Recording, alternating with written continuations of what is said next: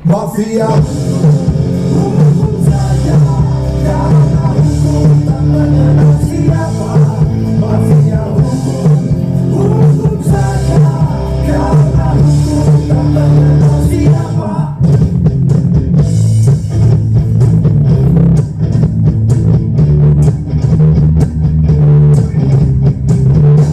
Korupsi, korupsi, kata ini lagi selalu menghantui negeri yang frustasi. Korupsi, korupsi, semakin menjadi apapun terjadi di atas transaksi. Tertangkap bercinta, dihukum penjara.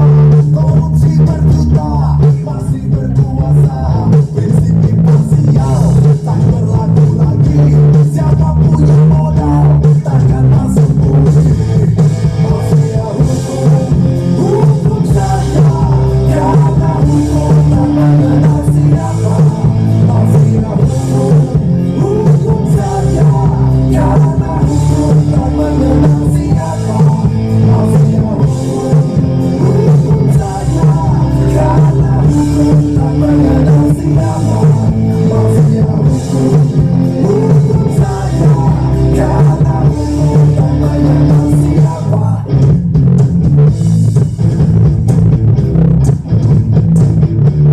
Sampaikan kepada mereka, jangan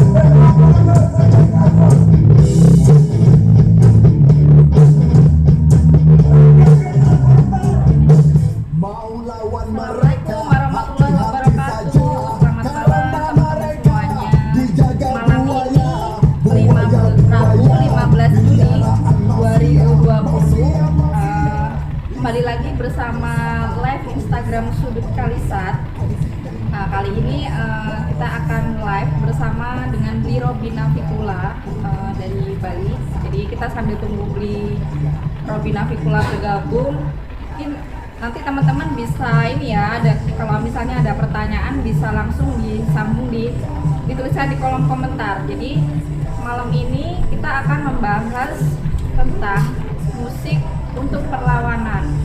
Jadi seperti yang kita tahu, mungkin teman-teman banyak yang mengikuti juga ya tentang Navikula. Navikula ini adalah sebuah band yang lahir dari Bali. Ya, yang lahir dari Bali sejak tahun 96 lalu, kira-kira sekitar tahun itu. Dari sepanjang perjalanan Navikula ini kebanyakan lagu-lagu yang dibawakan oleh mereka ini adalah lagu-lagu yang memuat tentang kritik-kritik sosial yang ada di sekitar kita. Jadi ada banyak hal yang mungkin nanti akan kita bicarakan tentang seperti apa sih musik-musik untuk perlawanan. Terus kita mungkin bisa mengulik lebih jauh ya, kenapa Navikula memilih untuk memilih untuk ada di jalur musik. Nah, dari India, nyimak guys. Terima kasih. Kita sambil nunggu Bli Robi bergabung ya, sebentar.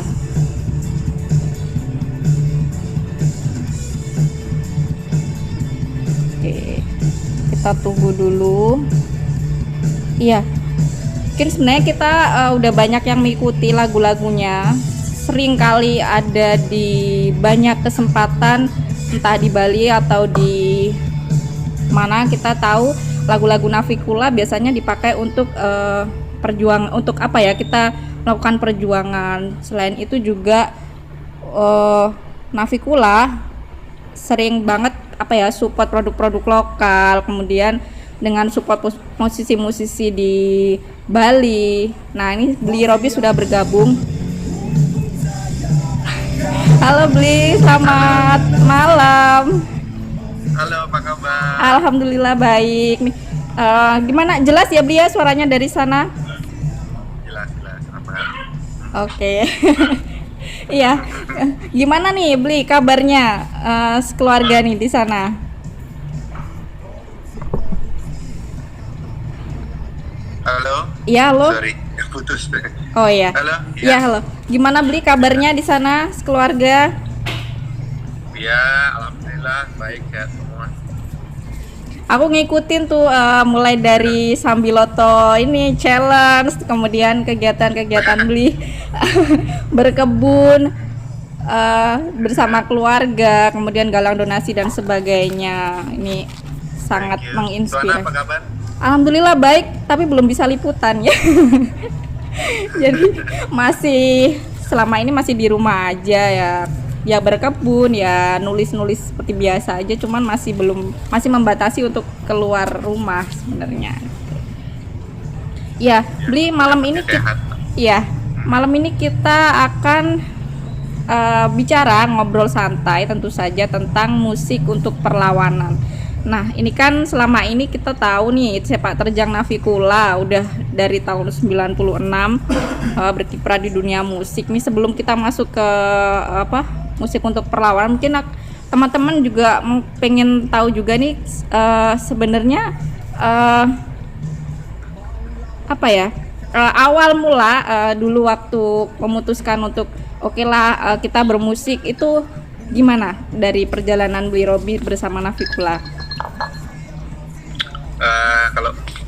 Kalau bermusik bukan memutuskan ya, tapi memang udah kena kutukan. Oh, kena kutukan. Iya. Maksudnya memang passion memang di musik. Dari kecil suka musik, suka dengerin musik. Mungkin dari bayi kali ya, nyokapku selalu bilang kalau aku rewel waktu kecil tinggal diputerin musik langsung diam. Jadi mungkin memang bawaan orok. Jadi memang dari kecil memang dari sekolah memang ada dream, ada mimpi untuk main di band, jadi anak band. Iya. Jadi memang suka musik. Memang suka musik ya. Emang dulu waktu pertama kali bareng sama memutuskan untuk bikin Navicula tuh umur berapa, Bli? 13 tahun ya? 17 berarti waktu masih SMA ya. SMA kelas 2 ya. SMA kelas 2 bikin Navicula, terus udah waktu itu berdua sama Dadang. Terus itu 97 terus 98 kumpul masuk drum bertiga, habis itu 2002 sama dia masuk. Akhirnya ya sampai sekarang. Iya. Nih ini di awal perjalanan Bli di Navicula ya. Kemudian selama proses perjalanan ini lagu-lagu Navicula kebanyakan menceritakan tentang kritik-kritik sosial dan lingkungan yang terjadi di sekitar kita. Itu berawal dari apa sih yang pertama kali membuat Navicula harus Bli terutama terinspirasi. Kita harus menciptakan lagu-lagu dan menyanyikan lagu-lagu tentang kritik sosial terhadap apa yang ada di sekitar kita kayak gitu. Ya mungkin natural ya. Dulu mungkin waktu pertama kali bikin lagu sendiri ternyata susah juga ya bikin nulis lagu gitu. Terus nanya sama teman yang udah biasa nulis gitu, gimana ya cara paling gampang nulis? Ya tulis apa yang kamu tahu aja, apa yang kamu tertarik aja. Cara yang paling gampang nulis adalah start dengan memulai sesuatu yang kita udah tahu. Ya makanya kalau mengarang itu mengarang tentang diri kita, tentang ibu kita, tentang keluarga kita gampang banget kan, karena itu topik yang sangat kita yang sudah pasti gitu. Akhirnya aku cari apa yang aku tertarik apa semua. Nah kebetulan di luar musik, lingkungan keluarga juga, aku lingkungan keluarga petani, terus juga ketertarikanku waktu SMA kuliah itu memang sudah suka nongkrong sama teman-teman aktivis gitu, teman-teman di Walhi, teman-teman LSM, sering jadi volunteer di beberapa isu sosial. Kalau pulang ke rumah juga keluarga ngomongnya tentang isu lingkungan, isu sosial. Jadi ini udah jadi kayak obrolan di meja kopi sehari-hari ya, di makan malam. Aku bilang, dan aku memang punya interest ke situ. Dan begitu aku lihat-lihat juga sama teman-teman pada waktu itu ya, pada zaman itu ya, itu sama nongkrong sama teman-teman LSM, seringkali isu-isu ini eksklusif di antara teman-teman aktivis saja. Atau ada riset tentang topik yang menurutku penting untuk dipublish. Tapi kadang-kadang kan teman-teman aktivis atau teman-teman LSM karena mungkin kesibukan juga atau fokusnya hanya di riset, hanya pendampingan gitu misalnya, kadang-kadang juga nggak ada atau butuh bantuan atau terjadi kekosongan puzzle di bidang bagaimana mempublish ini ke audiens. Nah, aku pikir wah sayang banget di isu-isu seperti kayak gini kalau cuma berputar-putar di orang-orang yang udah tahu aja. Iya. Dan kita pada waktu itu sering dengar-dengar anak muda, youth adalah agent of change gitu. Nah, anak-anak muda suka musik rock, suka apa semua. Jadi di situ muncul gagasan kenapa kita nggak gabungkan aja musik rock ini kalau memang targetnya anak muda adalah generasi perubahan, ya kenapa nggak kita sampaikan ke mereka dengan media yang mereka suka, tapi dengan topik-topik yang sebenarnya mereka juga perlu ketahui gitu. Dan waktu itu juga sebenarnya idola-idola aku kan aku dengar Sepultura, aku dengar Rage Against the Machine, aku ikuti sejarahnya John Lennon, bagaimana bahkan organisasi kayak Greenpeace pun awalnya tahun 70 itu dibikin oleh konsernya Joni Mitchell kan.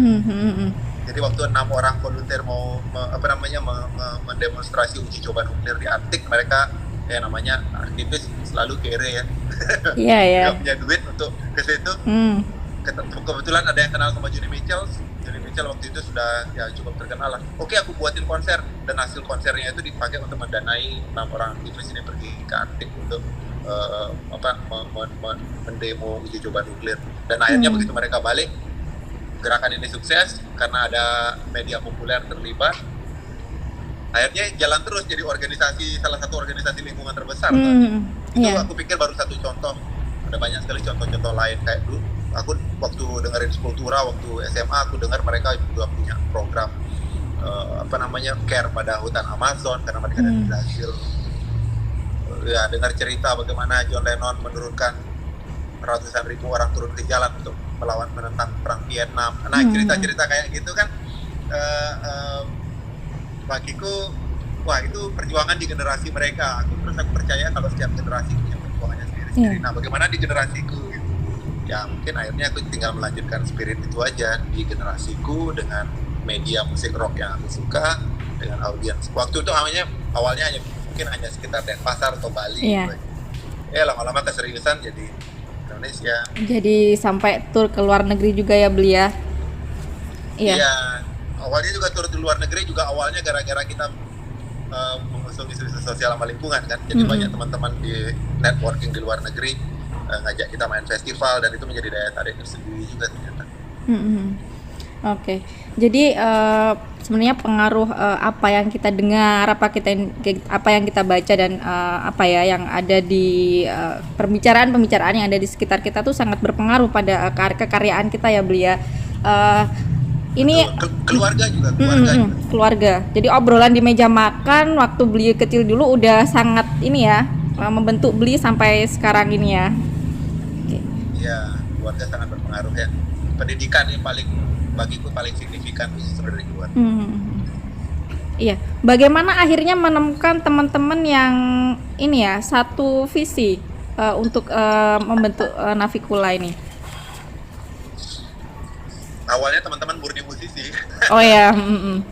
Ya, cuma kita punya ketertarikan jenis musik yang sama, selera kita di musik sama. Begitu udah mulai bikin lagu, kebetulan yang dapat bikin konsep, bikin lirik itu aku kan. Jadi dipercayakan sama teman-teman aku gitu karena aku vokalnya juga. Jadi mereka ya udah kamu vokalnya, kamu yang nulis liriknya. Seringkali aku ini sodorkan. Isu ini sekarang lagi naik nih, isu tentang kerusakan hutan di Kalimantan dan Sumatera. Ya udah, begitu topiknya keluar pasti itu kita obrolin. Nah, karena nanti kan begitu dieksekusi jadi musik pasti ada, aku mau ini karena lagunya tentang orang hutan, aku mau ada elemen-elemen suara hutan, rimba, suara perkusi yang agak kayak ada alarm gitu, tuk ada alarm karena lagunya agak alarm malam gitu kan.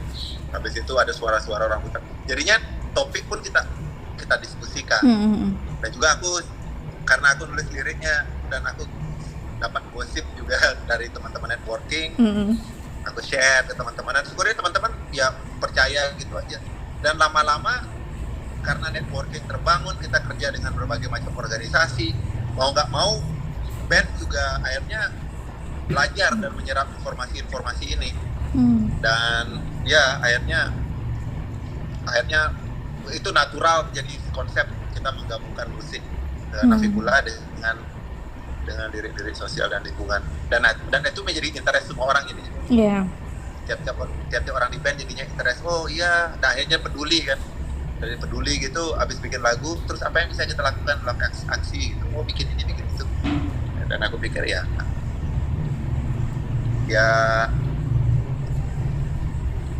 ya semua orang menganggap itu bagus, dan semua orang percaya pada isu bahwa kita sudah melakukan hal yang menurut kita baik, gitu, melakukan benar, untuk care. Nah, aku pikir ya hal-hal baik lah pasti nggak mungkin lah nggak didukung. Iya, bener banget.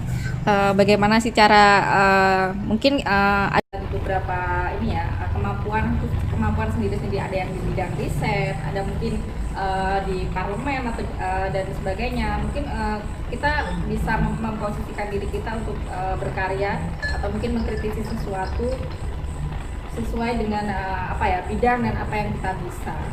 Kalau ini sih bagaimana kita melawan dengan gembira. Ya, ini kemarin ada yang tanya, saya nge-share sih pamflet online ini di WhatsApp story. Ada seorang teman yang tanya, aku nggak tahu nih gabung apa nggak ya nih teman. Jadi permasalahan dari dunia aktivisme ini kan ini saya mencoba menerangkan dari yang teman-teman ini tanya ya.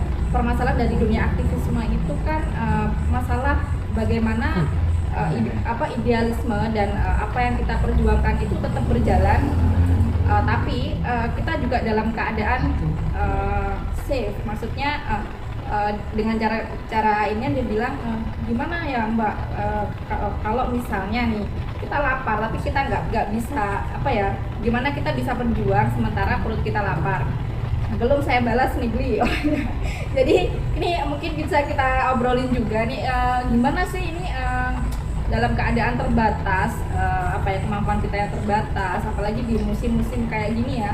Mungkin itu gimana nih? Kalau dari Navitullah sendiri tuh gimana prosesnya? Mungkin atau dulu pernah mengalami hal-hal yang sekiranya, aduh gimana nih kita harus bikin lagu tapi nih kita harus save juga, tuh gimana? Ya kalau dari Navitullah, oke, mulai mungkin dari hal setiap orang kan beda-beda permasalahannya. Setiap orang dalam kondisi berbeda, dalam situasi yang berbeda, atau punya masalah sendiri-sendiri. Nah, tetapi tiap-tiap individu punya pilihan untuk menentukan skala prioritasnya. Skala prioritasnya ya mungkin skala prioritasnya nanti akan berhubungan dengan kebutuhan. Keterbatasan ini biasanya kayak kebutuhan tidak terpenuhi. Dalam situasi itu kebutuhan yang mana tidak terpenuhi, kita bisa mengukur di mana keterbatasan kita. Kalau keterbatasan kita, kalau kita mencari sebenarnya nanti kalau mana misalkan apa yang harus berikan, ya bisa makan, bisa itu masuk. Nah, biasanya sih kepedulian atau kebutuhan sosial ini apabila biasanya handling kebutuhan primer pertama, aku tidak menampik kalau orang pikir besok makan aja susah, gimana mau konsen pada hal yang lain. Memang kan seperti kayak gitu. Nah, ya Gandhi juga pernah bilang kan, jangan ngomong politik atau ngomong agama saat itu lapar. Iya. Mas Gandhi yang pernah dengar. Nah, begitu meningkat sedikit kebutuhan primer tercapai, baru ada kita lebih, baru kita bisa otomatis berbagi dan share. Biasanya share begitu. Yang idealnya sih. Nah, di fase kayak ini kita mungkin akan melihat awalnya kenapa kita berada dalam kondisi yang tidak makmur.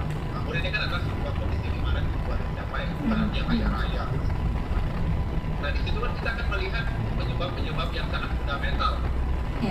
Misalnya kenapa kita anggap ini tidak skala prioritas, atau kenapa kita tidak mendapatkan networking atau kesempatan yang bagus. Dan karena pendidikan, kesempatan pendidikan, aku tidak percaya ada orang mungkin itu hanya lebih kesempatan, chance dia ya, chance untuk bergaul, chance untuk networking, ketemu dengan orang, ketemu dengan lingkungan yang tepat dan pendidikan yang tepat. Nah, itu mungkin kita akan melihat ternyata kualitas pendidikan kita atau biaya pendidikan kita mahal. Kenapa bisa mahal? Dan di situ nanti akan menurunkan itu ya, karena kebijakan tidak menjadi skala nasional, juga dengan kalau kita ngomong tentang pengetahuan atau tentang pengangguran, kalau aku sendiri punya beda banget pengangguran. Mungkin banyak orang di oh nganggur itu artinya banyak punya tabungan atau di deposito banyak punya uang kan. Nah, kalau aku sendiri dalam keluarga kalau selalu ditekankan kalau nganggur itu artinya apa yang ada di meja makan. Iya. Kalau makan enak, makan enak, itu berarti kamu udah nganggur. Nah, di sini kan kalau seandainya ukuran-ukuran yang seperti aku pikir itu tidak tercapai, ya maka di situ kita akan bertanya kenapa tidak ada makanan sehat di dalam itu makan keluarga. Kurang uang, kenapa kurang uang? Ternyata orang desa juga kalau bilang aku miskin atau kurang uang, tapi lahannya banyak. Kenapa nggak tanam? Maksudnya selalu dari itu. Atau oh ya kita jadi petani karena kita selalu dalam situasi secara positif, dalam situasi yang terjepit apa semua. Ya kalau gitu mari bergerak bersama melalui serikat pertanian apa semua untuk mengubah situasi ini. Dan sebenarnya skala prioritas kalau kita care dengan kekayaan kita, kenapa sekolah mahal, kenapa rumah sakit mahal, kenapa ini? Padahal sebenarnya kalau kita tahu pelajari pemerintah Indonesia itu kaya, terus duitnya lari kemana? Lari ke sini, masalah itu korupsi. Kenapa waktu KPK atau ada terjadi apa semua kita diam aja kalau kita tahu bahwa kekayaan kita banyak? Jadi di sini kan untuk kemudian macam gitu kan. Dari hal-hal dari awalnya kondisi yang tidak ideal di atas meja makan, tapi lama-lama berkembang menjadi ayo bergerak bersama untuk mengubah nasib dengan cara masing-masing. Kalau aku sendiri sebagai musisi ya bisa aku terlibat dengan musik, film, karena kebetulan juga buat film ya cara yang kita bisa. Tapi bukannya hanya memperjuangkan, tapi intinya kan gara-gara kan masalahnya dengan kita kan. Iya. Kalau kenapa Nabi bilang memperjuangkan keanekaragaman kayak yang ada di Kalimantan, Sumatera, itu kan isu yang jauh. Waktu itu nggak jauh. Waktu itu hutan itu yang hutan hujan, rainforest adalah yang membuat curah hujan di tempat-tempat lain yang juga terasa. Nah itu hutan hujan membuat perubahan iklim.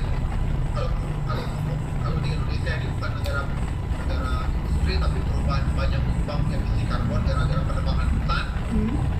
Emisi karbon membuat perubahan iklim membuat yang paling terdampak dari perubahan iklim adalah petani.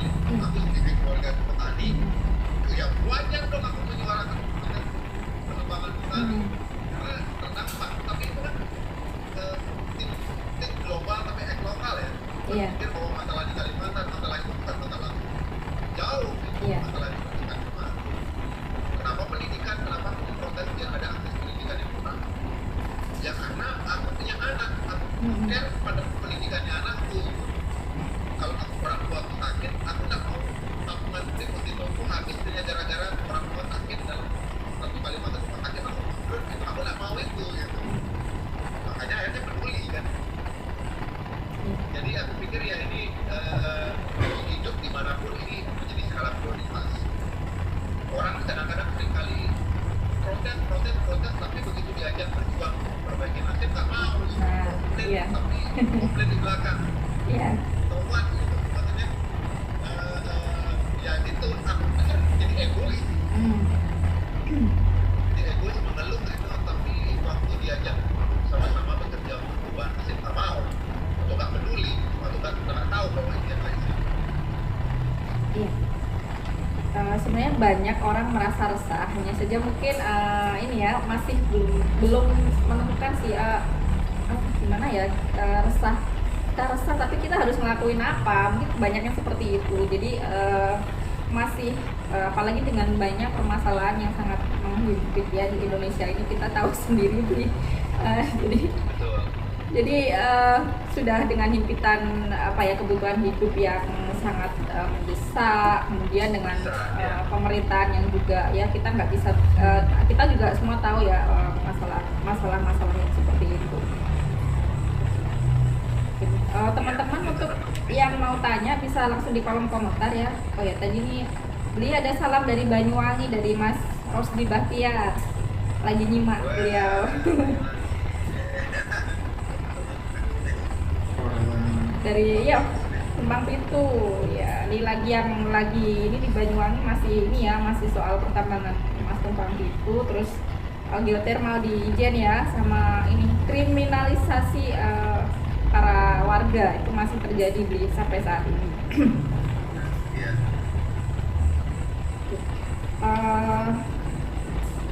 Seberapa berartinya sih berjuang menurut Andi Robia, seberapa berartinya berjuang melalui jalur kekaryaan seperti yang selama ini Lee dan teman-teman lakukan? Ya sebenarnya perjuangan kita kan sebenarnya bukan perjuangan kritis. Sebenarnya Nabi Mullah sangat kooperatif. Kita sangat terbuka berkolaborasi dengan siapa saja. Bahkan kita banyak berkolaborasi dengan pemerintah, Bang.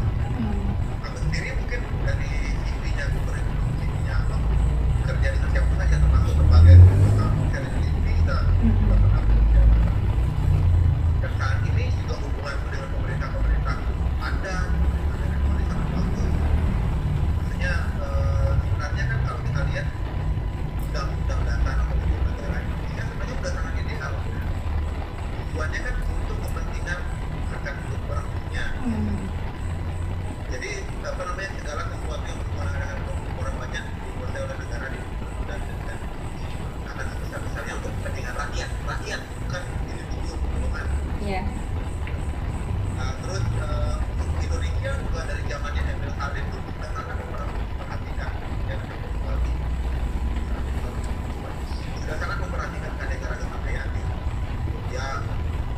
Terus ya sangat ideal sebenarnya, cuma bagi itu kita dikhianati oleh orang-orang yang begitu makanan. Iya. Dan ya jadi di sini kadang-kadang kita sebagai orang yang sangat satu sisi sangat ingin situasi ideal sesuai dengan undang-undang supaya itu terbangun kan. Tapi melihat penyelewengan kayak gini kan kita jadi kayak Indonesia ini kaya, Indonesia ini kekayaan alamnya bisa dibilang udah makanan. Tapi kalau sampai krisis pangan, apalagi di pandemi ini sampai terjadi Iya. krisis pangan besar-besaran, itu sekarang pelawakan cetak sawah. Iya. Ya, nggak segampang itu bro. Maksudnya cetak sawah kayak bikin bangun jembatan kayak gitu. Kerjain gampang, petani ini kan dilindungi nggak? Makanya kadang-kadang kan terjadi kontraproduktif gitu. Di satu sisi cari petani kan susah. Nanti jadi punya kebun kopi nyari petani belum petik kopi waktu sudah panen itu berebut rebutan. Nyari petiknya itu karena apa? Anak-anak petani nggak ada yang mau melanjutkan proses jual-jual sebagai petani. Iya. Rata-rata usia petani di Indonesia saat ini 55 tahun. Sementara Indonesia juga bangga-bangga bilang kita makan kayu dan batu. Jadi iya. Ya terus kan jadi petani siapa? Karena kalau kita tahu yang produknya itu siapa? Syukur-syukur ada petani-petani yang masih tidak, misalnya kayak di Jawa Tengah, tetap nggak diurus jadi petani, mereka udah turun jadi petani di air apa semua. Ya lindungilah profesi itu. Kalau kita lihat konflik lahan selama ini kan justru banyak sekali apa namanya usaha petani, membuat kerugian petani. Jadi kalau kita ngomong begitu juga dengan lautan. Indonesia ini moralnya ya kalau lautnya paling kaya di dunia. Kalau paling kaya di dunia kan mayoritas itu paling kaya di dunia itu ada di Indonesia, itu lautnya. Tapi industrinya kita Indonesia 3 tahun yang lalu Jangan sampai yang teman Indonesia adalah negara berkembang fantastik kelautan terbesar kedua di dunia. Kita menghancurkan lumbung pangan kita itu. Terus cadangan protein kita kalau tahu politik lebih banyak plastik daripada ikan, lebih banyak plastik daripada kantor. Di mana kok peran negara untuk melindungi ini? Gitu. Jadi ya saya pikir ya kekayaan Indonesia, national branding Indonesia ada di keanekaragaman bahasa, budaya, agama. Ya jangan diseragamkan. Itu juga keanekaragaman hayati. Kita punya hutan hujan, hutan hujan ini keanekaragaman hayati yang paling kaya mungkin cuma ada di Amazon, di Kongo sama di Indonesia. Jadi jangan dihancurkan dong hutannya. Kita punya laut orang dunia jangan dipolusikan dengan penggunaan plastik berlebihan. Ini kan sebenarnya hanya kita bukan orang yang kayak tapi justru aku yang mendukung undang-undang dasar 45 ya ideal. Bukan care, jadi care. Hmm. Kalau kita peduli pada bangsa ini, pahami ya kekayaan bangsa ini. Dan akhirnya bagaimana cara kita dengan cara kita masing-masing. Entah kamu jadi entah kamu jadi guru, entah kamu jadi olahragawan, entah kamu jadi iman, bagaimana caranya kita terlibat pemilihan ini dengan cara yang kita bisa. Itu aja yang bisa aku lakukan di Indonesia. Aku hanya mau dengan kekayaan Indonesia ini, bangsa Indonesia tahu bahwa ya kaya. Iya. Itu aja sih. Sangat kaya banget. Kaya dan aku mau kekayaan ini sesuai dengan dimanfaatkan atau dinikmati sebagai jalan berguna dari bangsa. Iya, benar banget. Bicara soal petani, kan saya juga tinggal di desa nih Bli.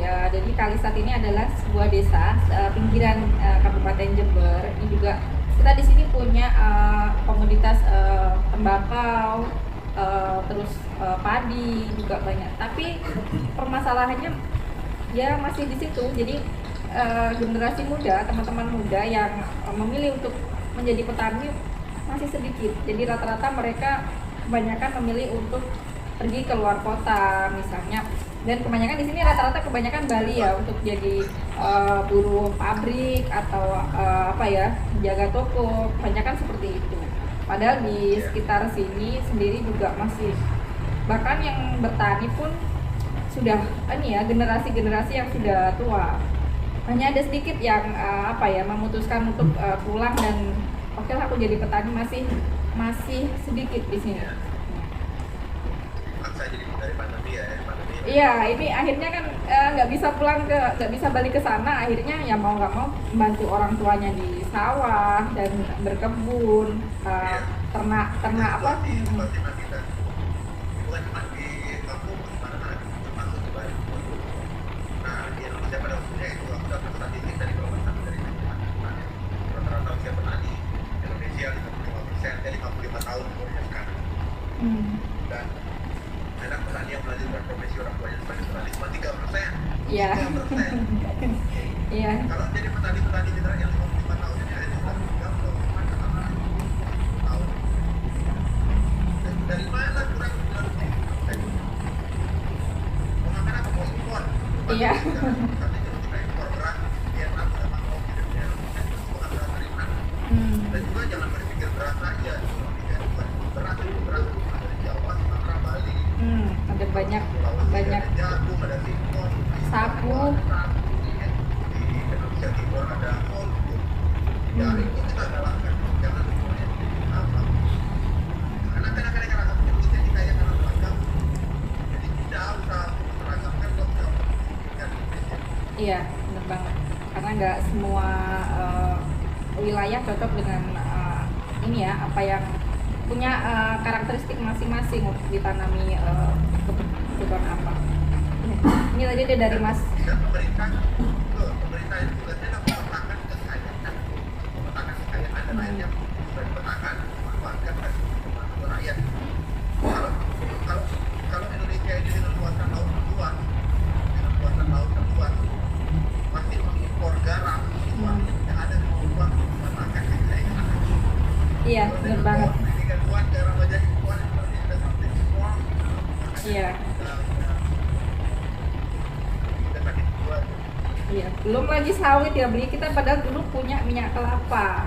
Nah, ini sekarang udah diseragamkan dengan minyak sawit yang lahannya juga sangat mengekspansi banyak keanekaragaman hayati di wilayah Indonesia. Ya aku juga sedih sih. Maksudnya aku untuk ekonomi oke, aku senang, tapi karena aku orang yang setia dengan nilai-nilai Indonesia, yang bagiku adalah Indonesia itu rayuan pulau kelapa.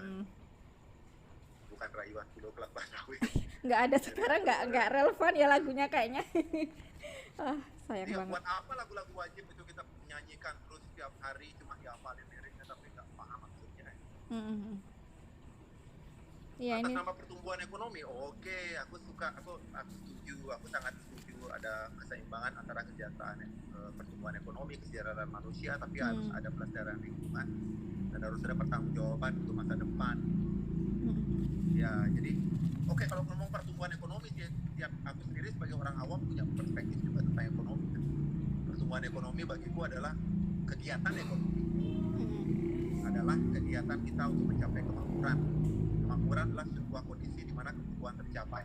Kebutuhan kita ada banyak, tapi yang primer adalah sandang, pangan, papan. Yang paling primer dari primer adalah pangan. Dari mana pangan kita tumbuh? Dari alam. Pangan kita tumbuh dari tanah, pangan kita tumbuh dari air. Makanya kita harus melestarikan alam. Kalau kegiatan ekonomi menghancurkan alam, menurutku adalah kegiatan ekonomi yang dilakukan oleh orang-orang yang tidak paham apa itu ekonomi atau tidak peduli. Iya, benar banget. Sementara di Indonesia juga, aduh, nggak enak nih mau ngomong di sini tar. Ya, ini ada dari Mas Rosdi. Menurut Walhi Jatim untuk level Jawa Timur, Banyuwangi itu ranking nomor 1 kriminalisasi pejuang lingkungan. Nah ini benar banget. Jadi di Banyuwangi ini selalu ada kriminalisasi, bahkan dalam masa ini pandemi ini ada belasan orang yang dikriminalisasi tanpa ini ya apa ya tanpa alasan yang jelas. Oke. Teman-teman jika mau tanya bisa ini ya. Oke.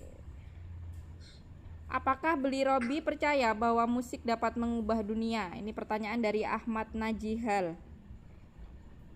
Waduh, aku nggak tahu sih, nggak ada Iya. ukuran. Susah nih pertanyaannya.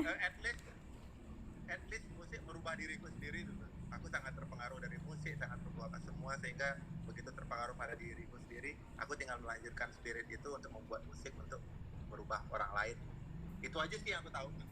Aku sendiri adalah orang yang sangat terpengaruh dari musik, dan harapanku adalah ya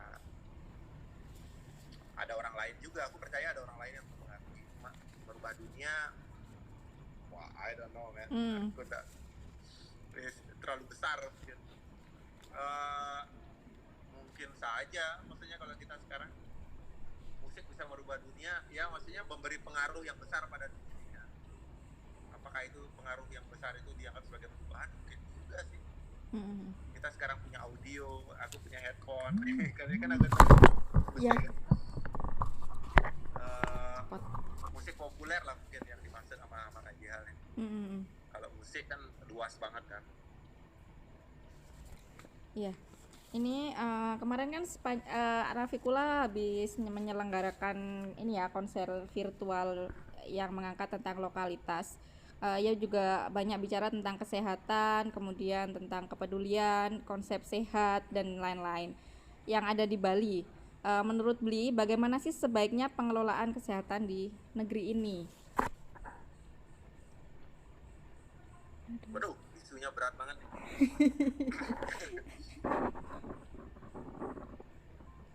Aku percaya ya, yang dasar-dasar dulu ya. Kesehatan yang paling dasar itu kan kesehatan tuh ada rohani, jasmani. Oke, kita pecah dulu ya. Kita pecah dulu yang jasmani aja dulu ya. Yang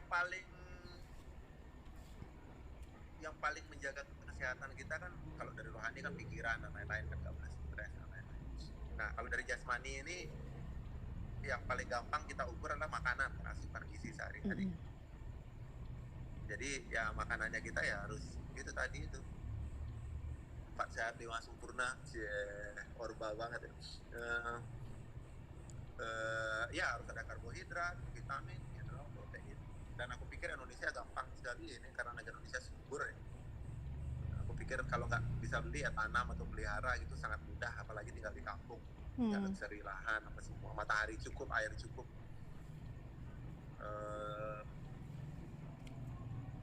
Ya makanan Indonesia seharusnya nggak ada masalah dengan makanan karena alamnya kita limpah soalnya. Kita mau protein mau ada banyak, ada berbagai jenis makanan yang bisa tumbuh di mana saja. Iya.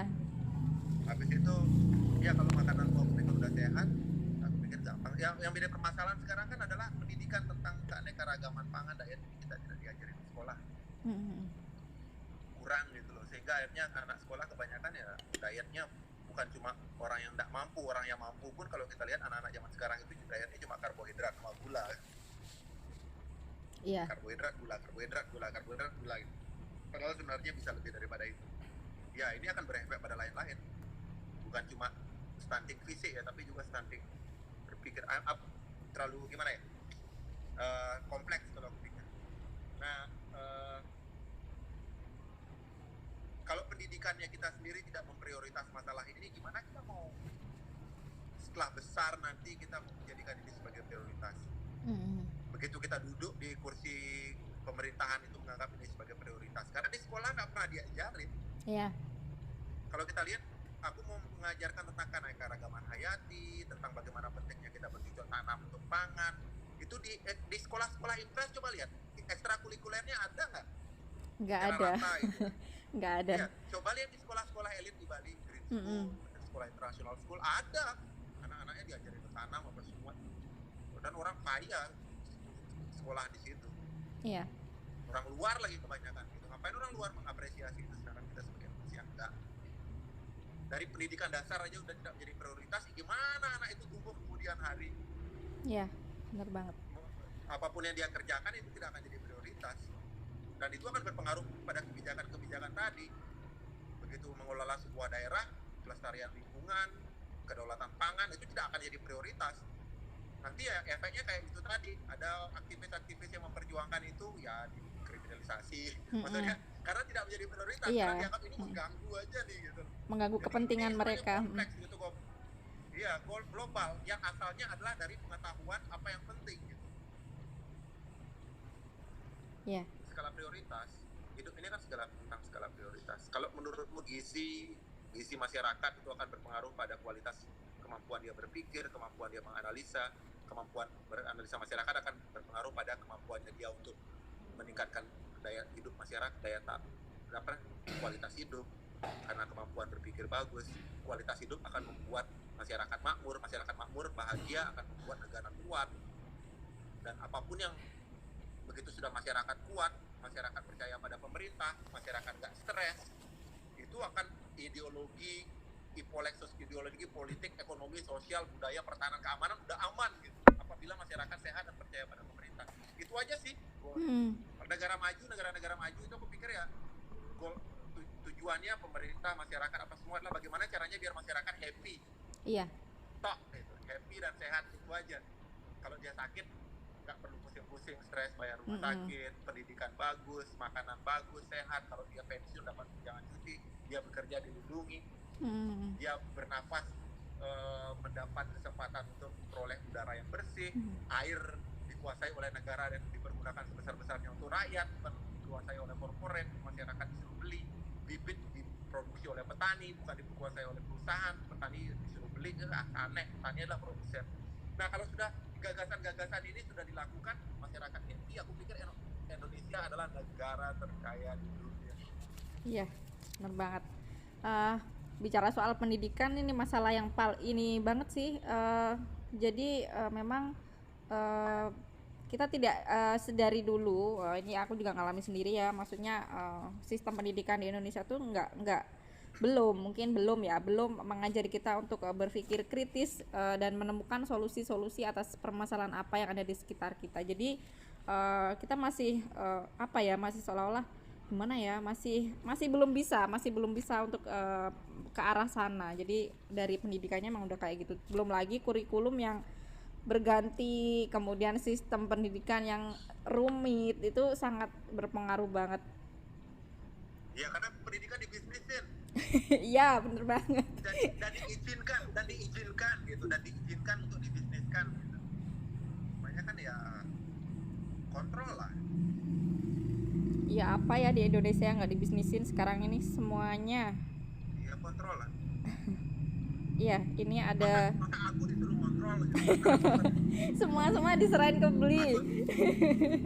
Ya, maksudnya kan kebanyakan karena pemerintah akar rumput aktif kan gara-gara fungsi nggak bekerja kan. Kalau fungsi sistem itu bekerja, aku tenang, aku kok di rumah, aku santai-santai aja. Iya. Karena apa? Buat apa ngomong hal yang kritis, karena kebutuhan hidup sudah tercapai ya. Iya. Udah nggak gelisah lagi, udah tenang ya. Ini ada pertanyaan dari Widyarta Suryawan. Beli, gimana menentukan sikap ketika idealisme tidak sejalan dengan kondisi real di kehidupan? Ya, kalau aku sendiri di band sendiri sih ada hal yang kita terapkan namanya idealisme, kreativitas, dan entrepreneurship. Jadi tiga-tiganya ini harus jalan. Idealismenya kita jalan, kreativitasnya kita itu maksudnya secara individual kita bisa berkembang, melakukan sebuah proyek, melakukan sebuah kegiatan, itu kita belajar, dapat informasi baru, skill berkembang, itu kreativitas. Dan yang ketiga adalah entrepreneurship. Artinya secara ekonomi kita juga tidak rugi gitu. Karena kalau Iya. bandku nggak menghasilkan uang, istriku ngamuk-ngamuk, aku nggak ngeband. Maksudnya, jadi tiga hal ini sih menurutku. Jadi kalau tiga hal ini bisa diterapkan secara seimbang, apa yang menyebabkan Nafigula bisa awet selama 23 tahun? Yang pertama, kita memang suka pada musik. Yang ketiga, tiga-tiganya jalan. Iya, ketiga Jadi komponen kita itu jalan, tadi ya. idealisme kita jalan, ya ketiga komponen itu harus jalan seimbang. Jadinya kalau idealisme tidak sesuai dengan kenyataan, ya kenyataan itu mungkin ya gimana ya, kadang-kadang ada kenyataan yang kita sudah berusaha tapi kenyataannya nggak berubah. Tapi aku belum berani memasrahkan diriku pada kenyataan apabila aku tidak ada usaha sebelumnya untuk merubah kenyataan, Iya. untuk merubah situasi. Aku rubah dulu situasi sebisa mungkin, mengkondisikan dulu, bukan mengkondisikan, bukan dikondisikan. Iya. Kalau udah nggak bisa, baru aku bilang, oh iya ini memang susah. Tapi kalau kita belum melakukan apa-apa, terus kita bilang, wah nasib kita kayak gini, Iya. aku nggak tahu sih. Ya aku yakin ya Barcelona itu teman-teman pasti bekerja keras dan rajin dan berusaha sekuat tenaga untuk merubah situasi kan. Cuma ya memang ada hal-hal yang di luar bisa kita rubah, tapi apa yang bisa kita rubah perendakannya. Nah, yang berikutnya adalah walaupun kita punya semangat besar atau ambisi untuk merubah keadaan, tapi kalau seandainya enggak, ya berjiwa besar aja, syukuri dan nikmati aja. Mungkin Iya. peran agama di situ ya, peran Iya, agama, iya. peran spiritual ya. Ya udah kayak gini, oke, syukuri, nikmati, thank you, I love you. Maksudnya jadi doa-doa agama itu sebenarnya kan doa-doa mensyukuri dan menikmati poin-poin. Iya, semua agama mengajarkan kita untuk bersyukur. Poinnya. Ya, bersyukur dan menikmati. Bersyukur dapat makan, thank you, kita udah dapat makan, kita nikmati makanan ini. Ada lebih kita bagi ke orang gitu. Jadi kayak poinnya itu aja. Tapi kalau dalam keadaan tadi itu kenyataan, itu aku pikir itu bukan urusan doa lagi, itu udah usaha. Usaha. Ada usaha dan doa gitu. Kalau doa peran agama ya kita mensyukuri, menikmati. Tapi kalau mau mengubah situasi ya usaha ya. Biar doa 1000 kali juga kalau nggak ada usaha juga nggak mungkin. Itu dari prinsipku sendiri ya, prinsip Iya. spiritualku sendiri. Jadi kamu minta selamat, doamu minta selamat, tapi kamu sendiri dan nggak pakai helm ya itu Sama aja. diakal juga gitu. Iya. Jadi kalau kamu mau selamat ya pakai helm, usaha gitu. Makanya ada usaha dan doa. Iya. Ini ada pertanyaan menarik nih Bli dari Solehudin Al-Ayubi terkait dengan kondisi Indonesia sekarang ini yang sangat lumayan ruwet. Dari banyaknya dari banyaknya perlawanan dan keresahan Bli selama ini, pernah nggak ingin bikin negara sendiri? Waduh. Jadi Banyak nih nanti yang ikut. Iya. Banyak nih pengikutnya nanti. waduh, aku nggak ada terbesit gitu. Aku maksudnya Indonesia ini, aku punya harapan besar kok bagi Indonesia. Maksudnya ya udah, aku pikir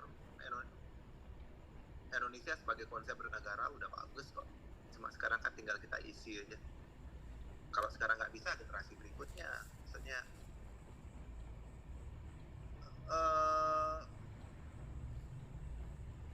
negara sendiri, waduh itu kan. Aku sendiri aku udah gimana ya? Kalau kita ingin daripada bikin negara sendiri, mari kita ubah sama-sama Indonesia menjadi Indonesia. Iya. Makanya gini, Indonesia ini ibarat pohon yang sudah bagus ya.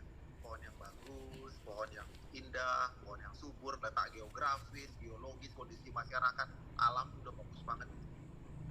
Nah kadang-kadang pohon ini cuma masalahnya kita sekarang itu mungkin ada 5 atau 6 daun yang terserang hama permasalahan.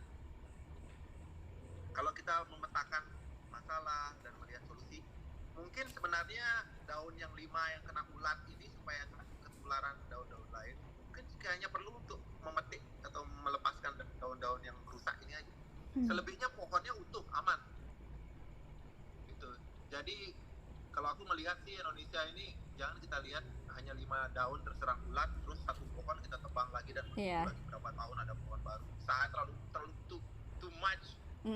Jadi makanya ada lagu yang aku buatkan supaya kita bisa itu, yang indah biarkanlah lestari, yang masalah ubahlah jadi solusi.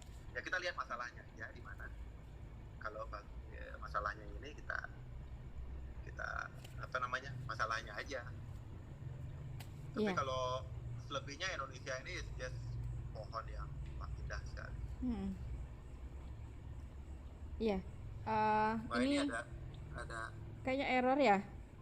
Tapi suara masih terdengar jelas dari sini. suara masih terdengar. Iya, Oke. nggak apa-apa. Beli, ini waktu kita tinggal 10 menit ya, karena live Instagram terbatas cuman 1 jam. Ini sebelum ini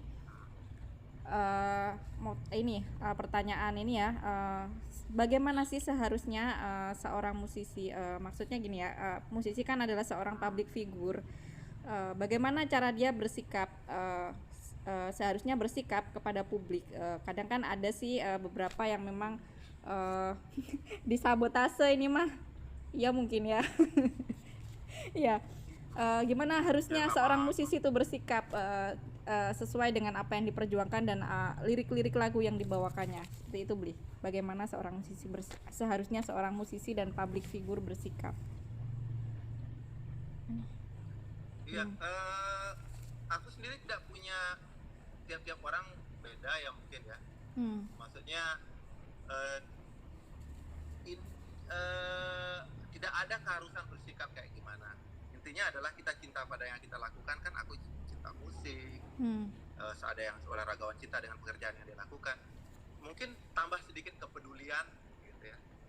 Bukan cuma cinta aja. Cinta itu maksudnya kan do what we love and love what we do kan. Tapi begitu ditambah dengan kepedulian pada sesama manusia, kepedulian pada lingkungan, kepedulian pada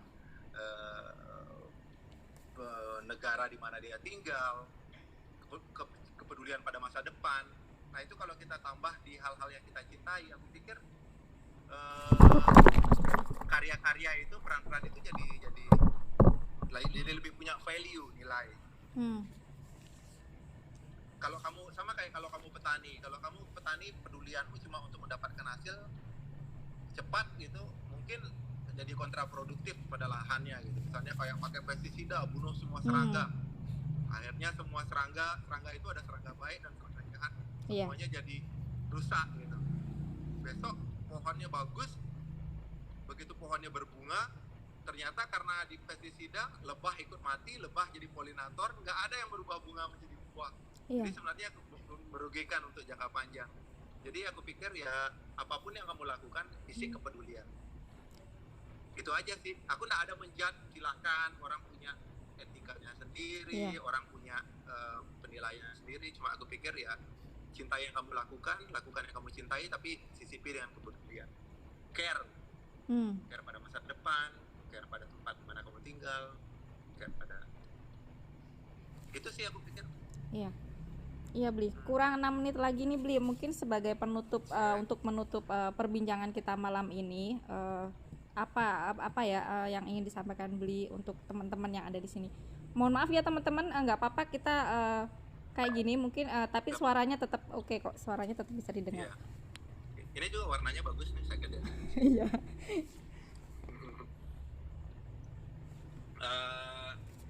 Apa ya disampaikannya? Ya intinya di situasi mungkin ini relevansinya ke pandemi ya, karena kita sama-sama lagi survive. Intinya bahwa di pandemi ini kita sama-sama belajar lah, untuk kesempatan untuk belajar, untuk melihat kekuatan dan potensi-potensi yang ada di sekitar kita. Yang dulunya mungkin gak suka masak, sekarang mungkin saatnya untuk belajar masak. Yang dulunya gak suka berkebun, mungkin gak ada salahnya tuh berkebun bersama keluarga, toh juga kan sekolah belajar di rumah.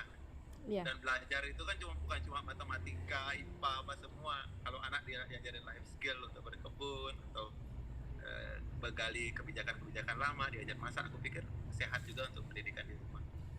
Habis itu hobi-hobi lain, mungkin siapa tahu punya hobi wira swasta yang terpendam. Itu Iya. mulai memetakan lokal yang pertama. Yang berikutnya adalah dalam situasi pandemi kayak gini kita tidak bisa sendiri. Ini kayak situasi yang sangat kompleks ya. Iya. Jadi aku pikir harus ada sinergis antara masyarakat, kekuatan-kekuatan lain seperti pemerintah, institusi kesehatan, medis. Jadi aku pikir dalam pandemi ini bukan cuma 1-2 semuanya apes gitu loh. Iya. Jadinya bener ya banget. memang Semua terkena imbasnya. Iya, halo Beli. Masih nge-lag teman-teman, sebentar ya. solusi dalam langkah nyata. Hmm. Iya, solusi yang bisa kita lakukan adalah solusi yang apa, hasilnya bisa optimal apabila terjadi kolaborasi. Iya, benar banget. Kolaborasi dengan tetangga, kolaborasi dengan desa setempat, kolaborasi dengan apapun, dengan jaringan berjejaring untuk bisnis skala rumah tangga. Iya, oke. Ya, itu sih pandemi ini aku pikir is global problem, tapi solusinya lokal. Masalah global, tapi solusinya lokal. Pandemi tentu membuat kita belajar banyak hal ya, Beli, menyadari dan merenungkan banyak hal apa yang telah terjadi ke belakang kehidupan kita ini. Oke, ini waktunya Prioritas. Waktunya tinggal 3 menit dan terima kasih ya Bli sudah bersedia untuk ngobrol-ngobrol bersama ini di akun IG Sudut Kalisat. Terima kasih juga Aku juga thank you. untuk teman-teman yang sudah bergabung. Bli, ini tadi ada beberapa salam ini ada juga salam dari teman-teman Tamasya Band di Jember. Ini salah satu band indie di Jember yang juga beberapa lagunya juga menyuarakan tentang lingkungan. Kemudian ada teman-teman Salam balik. ya, ada teman-teman Lumajang. Lumajang ini saat ini lagi menemani bupatinya yang sedang dilaporkan kasus pencemaran nama baik karena membela tanah milik Salim Kancil yang akan dijadikan lahan konservasi. Jadi lagi banyak banget permasalahan lingkungan nih di wilayah Jawa Timur khususnya ya, yang saya tahu di wilayah Tapal Kuda, Banyuwangi juga masih terus ini. Oke, terima kasih banyak Bli. Salam juga buat keluarga, sukses untuk proyek-proyek Navikula ke depan.